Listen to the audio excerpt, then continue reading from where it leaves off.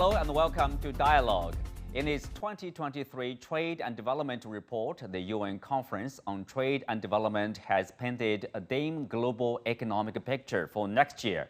Challenges such as inflation, inequality, and sovereign debt require more pragmatic policies by governments and major reforms of the global financial system. To take a closer look at the current global economic outlook and explore solutions for major economic challenges, I'm joined by Dr. Richard Kozul-Wright, Director of the Division on Globalization and Development Strategies of UNCTAD, and Ju Jiandong, Unigroup Chair Professor at the PBC School of Finance of Tsinghua University. That's our topic. I'm Ju Jiandong.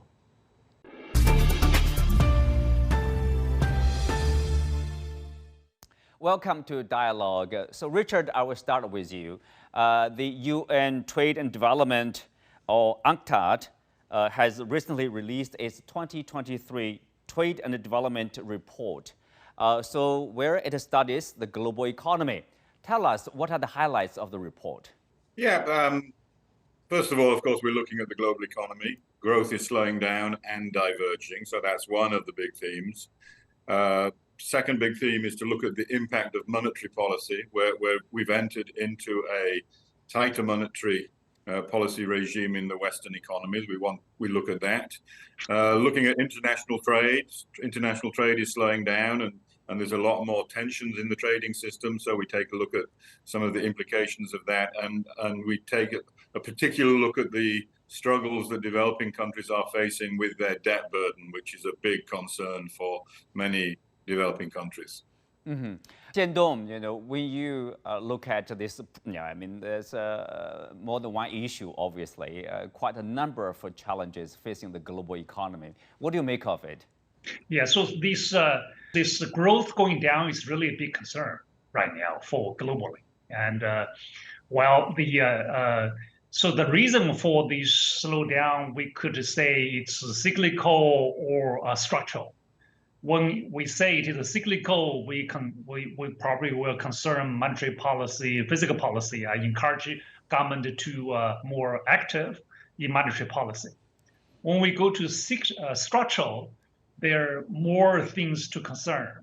Now we have the regional conflicts, and so which makes me even more concerned about this slow down this economy. Mm-hmm. Richard, the report estimates, the global economic growth has decelerated from 3% of last year to 2.4% of this year, and of course, with limited signs of rebound next year. The prospect is dim. There's a lot of pessimism, let's say. How can we better understand these figures, from 3% to 2.4% and even limited chances of rebound next year? Yeah, I think it's important to look at the big economies to kind of get a sense of the world economy, because they are moving in very different directions. So the United States is doing better than many people had expected at the start of the year. There was a lot of pessimism, but the US will probably grow around 2%, and that's better than was forecast. And with the expectation of a softer landing, inflation is certainly coming down in the United States. It's not down to the 2% target that the Federal Reserve has set, and so there are some concerns about what happens next. But the U.S. economy's done better. The Chinese economy, this is not an easy one for us to discuss. There's a lot of very misleading, pessimistic kind of reports in the Western press about the Chinese economy. The Chinese economy will, we think, grow probably below 5%. 5% is the target, obviously, but there are a lot of headwinds. And we would argue that at this point in the recovery, it should probably be growing over 5%. But there are problems there that we should talk about. Mm-hmm. Growing at a robust rate. The weak economy in the global situation is Europe. Europe is hardly going to grow at all this year. I mean, we say that China will grow 12 times faster than the European economy this year. So I don't think enough attention has been paid to the European economy, which is dragging down global growth quite significantly. at this point in time. Mm-hmm. Well, let's break down these developments over there, Richard, if I may. You mentioned about the U.S. economy, Chinese economy, European economy, obviously the largest economies around the world. Let's start with the U.S. You say the U.S. has somehow managed to defy the pessimism about the economic slowdown. They have a softer landing. If there's any lesson, because U.S. has been fighting this inflationary pressure, and what kind of lessons are there, for example, European countries, the developed economies? I think a couple of lessons are important. The U.S. economy is a very consumer-driven economy. A lot hinges on the confidence of the consumer in the U.S. And the U.S. consumer has been more confident, I think, than many people expected. And there's a number of reasons for that, I think. The U.S. stock market has been pretty buoyant despite high interest rates. And a lot of people use stock appreciation also to boost their consumption spending. So that buoyancy of the U.S. consumer has surprised many people, I think. And I think the other thing is that the U.S. tends to be more pragmatic. It's tightened monetary policy, as we know, but it's also used quantitative easing. It did so at the beginning of the year when there were troubles in the U.S. banking sector. And it's had a mildly expansionary fiscal policy. We've seen all the turbulence in the U.S. around the budget, but overall this year the U.S. government has been spending. So you've got a more pragmatic kind of use of policy tools in the U.S. that I think is a good lesson certainly for the Europeans that have not followed that path. Mm-hmm. Well, Jiandong, quantum easing, many people would say the U.S. Does enjoy this kind of a privilege, basically, to print money and solve the problem. Can other countries simply copy that kind of practice? I think it is hard for other countries to learn the U.S. policy. The U.S., the dollar's position in the world actually makes U.S. using two policies together, monetary policy plus physical policy, printing the money on the one hand, however, very aggressive, the physical policy, as Richard mentioned that. But for other countries, it's hard. It is when you print more money would result in the inflation. For example, let me take one example, Argentina. Or other countries. So I think it is, on the one hand, is a good thing to see U.S. soft landing. However, for other countries, it's hard to learn because other countries doesn't have the dollar position as U.S. has. Mm-hmm. But Jiandong, focusing on the U.S. economy, do you think that's the end of the story? Let's say the U.S. has managed to solve this problem, the challenge of inflation, and now they are managing probably a stable long-term growth? As I mentioned just a couple of minutes ago, there are two reasons. So one is cyclical, one is structural. Monetary policy and physical policy can help to solve these cyclical problems, but it is hard to solve these structural problems. And we see U.S. is doing so-called reindustrialization, which may help a little bit, and very aggressively using industrial policy to reindustrialize. Second of all, I would be more concerned about international trade.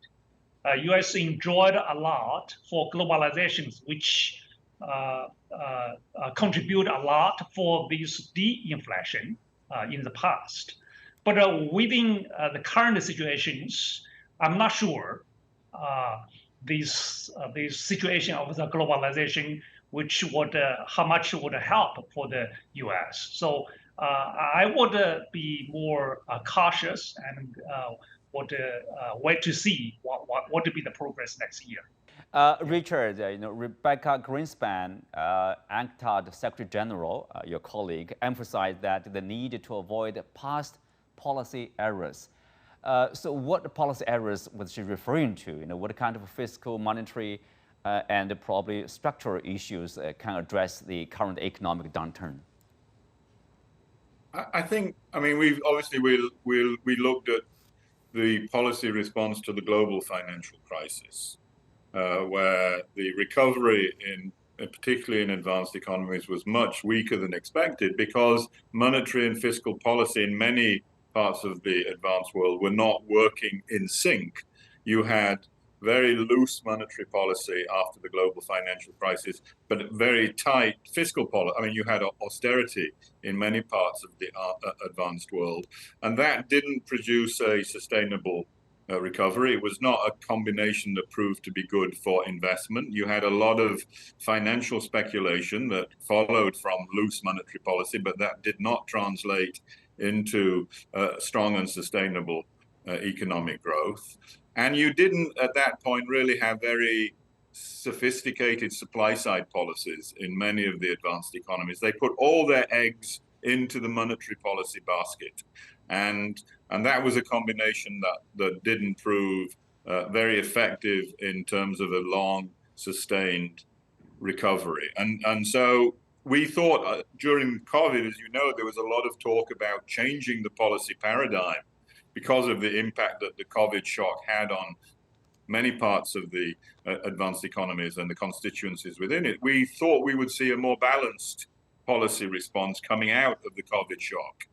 And instead, we've seen, again, a very heavy reliance in many parts of the advanced economies on monetary policy, this time on tight monetary policy, because there's been a singular focus on inflationary pressures in the advanced economies. We don't think inflation has come from the demand side of the economy. We think most of the inflationary pressure in the advanced economies has come from supply side shocks, the breakdown of supply chains, the energy price rise, the food price shocks that came after the Ukraine war, etc. And you don't solve those problems, or you solve those problems in a very aggressive way if you only use monetary policy. You tighten monetary policy, you reduce spending, you reduce economic growth. And that's a very blunt way of solving your inflation problem, which has very negative effects in terms of both distribution and economic growth. So I think we're looking for a much more balanced kind of policy menu from the advanced economies that combines monetary, fiscal, supply side measures in a more balanced way than we're seeing at the moment. Richard, then why there's a lack of moves in terms of supply side policy changes? Are those changes too tough? Probably not that, probably. I mean, for politicians, for governments, sometimes they have to take into consideration of politics. So probably monetary policy is easier to take? We would argue there's a number of factors, clearly. Supply side policies always take longer to have an impact. And in a political cycle, the government may not see the returns immediately. That often makes them more reluctant to follow those policies. I think part of the problem, though, in the advanced economies is that they are very, very driven by their financial sectors. The financial sector of the economy has an overwhelming influence on the design and implementation of policies. And that, at least in our analysis, that has led to a distortion of the kind of policy mix that is pursued in advanced economies, which benefits asset holders and the 1% of the population, but doesn't produce the kind of inclusive growth that sees rising living standards across the board. Mm-hmm. Let's have a short break. We'll be back right after this.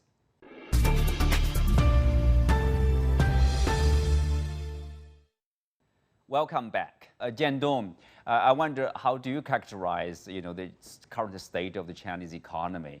And how do you describe the relationship between, of course, on one hand, China is trying to reduce the reliance on export, on investment, but at the same time, the Chinese government is trying to increase the consumption, to transition to a consumption-based economy, economic growth model. How challenging is that? Let me discuss more in the supply side. So taking China, China is a single country, the strongest manufacturing country in the world in climate change related area. For example, these solar products or the climate change products. China's capacity right now is sufficient to produce the demand for climate change related products. When we say these climate change demand overall, I usually put the three together. The consensus motivated from the European Union. European Union has been working very hard for a long time to get the social consensus in these climate change. And the technology in US, these European Union and China, and the manufacturing in China. So only using consensus in European Union and the technology US is not sufficient to reach the climate change targets. You need a Chinese manufacturer, a powerful powerhouse manufacturer as a country. So you need to combine these three together. However, right now we don't see that. We see segmented policy. We see the protectionism in this climate change area. So I would think this climate change, it's the world consensus. We need to work on this. We needed to remove this trade barrier in these green products and combine social consensus from the European and the technology from the US and the manufacturing in China to combine these three forces together and to reach these climate change targets, and which also would help a lot in trade and development in the world, and trade and development in the developing countries would also help a lot for the growth, for the overall for many developing countries as well. Mm-hmm. Jiandong, you mentioned this consensus in European countries, technology in the U.S., manufacturing capacity in China. You also talked about protectionism, in particular in the factor of the efforts to fight climate change or industry related to climate change. Tell us more about that. Well, for example, we just European Union just started to investigate these subsidies for electronic vehicles in China, and Britain has slowed down in their the climate change targets. So we see, as I mentioned, this social consensus is not easy. It has been has been working so long to reach this social consensus. And European is the leader for this social consensus for the climate change over the world. And European should not slow down, cannot take it back for the social consensus in this climate change. And they should continue to lead this social consensus in climate change to encourage other countries, including developing countries and the United States, to continue to doing the hard efforts in climate change. That's on the one hand, I would emphasize. And also we see these trade policies has changed, and there are more protectionism policies even in green products, and the US is doing that, and the European Union start doing that as well. I would propose for these climate change target in the world, we need free trade in green products over the world. While right now we are seeing is taking back is more protectionism in even green products. Mm-hmm. That would not help these climate change targets to be realized in even developing countries. For examples, in developing countries, they need Chinese manufacture. Even European Union, they need China's manufacture. They need to import more these new energy products for example, if they were doing so, the electricity price would be less expensive in European than now. Mm-hmm. Well, Richard, you were nodding your head while Jiandong was saying that the EU investigation into the Chinese export of EVs, of course, the accusation is dumping and subsidies there. But others would say there's a lack of foundation of such accusation. What do you make of that? What is the motivation behind the EU investigation? Is the EU backtracking in terms of fighting climate change? I'm not sure it's back. I think it's panicking, to be honest. I think it's much more about panicking. As Ju said, they've fallen behind when it comes to the manufacturing of green products. That's quite clear in Europe and the US. The US has responded in a way more strategically by adopting industrial policies. In many respects, we approve of that. The problem, I think, as we see it, is that they're operating their industrial policy under a national security umbrella, they're not adopting a multilateral approach to the way in which they use industrial policy. And for us, it's very important that you use industrial policy under the rules of the multilateral system. Because if you don't, you will get the kind of beggar my neighbor policies and trade tensions that we're beginning to see now, which are no good for anybody. So I don't disapprove of the Americans using industrial policy. I think they have to use industrial policy if they're going to make the green transition. It's how they're doing it that worries us in the case of the United States. In the case of the Europeans, they've just fallen behind. I mean, I think if you look at an economy like the German economy, which is really the manufacturing powerhouse of the European Union, they've clearly, in terms of producing green-related products, they haven't kept up.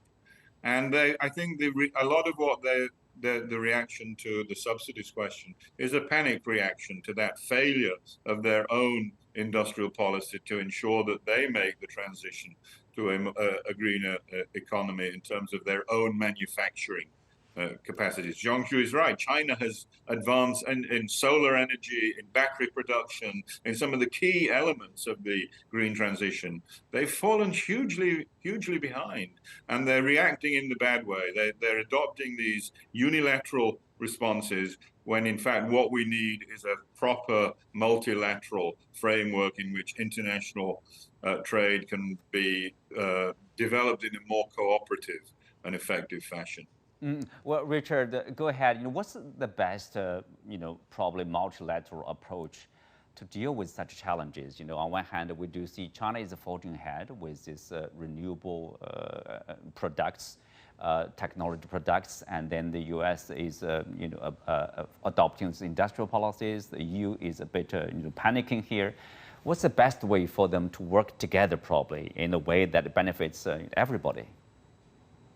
Yeah, look, this is the real challenge, I think, that we all face. I think one of the points that we've tried to make, and again, we do it in the report, is that we can't look at trade, for example, as a purely standalone solution to the climate problem. We need to look at the relationship between trade and finance and technology transfer issues if we're going to find a cooperative way forward. And I mean, I'm now in Marrakesh, as I said, at the IMF meetings. The big issue is access to finance. I mean, for developing countries in particular, who want to make the green transition, they simply don't have the financial resources right now to do that. And the international community and the international financial institutions are failing to provide the financial resources so that they can combine a green transition with their long-standing challenges around poverty and infrastructure and education, etc. So it's finding a way. I think the real challenge is to marry the trade agenda with a financing agenda, with an access to technology agenda, and unfortunately, the advanced economies are taking a very narrow view of this challenge, and it's producing a lot of tensions in the multilateral system, when what we need is a much more cooperative and an open-minded approach from the leading economies at this point. Yeah, open-minded approaches. Here, Jiandong, of course, if you look at the developing world, there's also a sovereign debt issue, and there's a demand for more reforms of the multinational, let's say, global financial institutions. Last word? Yeah, so we know as I mentioned before, China is a manufacturer a powerhouse over the world. Financial center is in U.S. And then, as I said, the social consensus for the climate change is in Europe. So financial problems need U.S. to lead to solve the problems. Well, you could solve using the government policy, but many financial problems needed to be solved by financial markets. While these financial markets is lead and by far in the U.S. Let me come back to this climate change area. That is the area we need more corporations. As I said, the social consensus in U.S., financial center in social consensus in European, financial center in U.S., manufacturing in China. But you need three. You need all of these three. One, as Richard just mentioned, that the developing countries, they don't have a capacity to do the green transaction. But China does have a capacity to supply. Where does money come from? World financial markets led by U.S. So if you want to solve these issues, you need European, U.S., and China cooperate together to solve these problems. So even if we mention many things, let's say great power competitions, regional issues, and those national securities, can we cooperate in one area which we all agree, these climate change issues? Can we cooperate in that? And then, so to less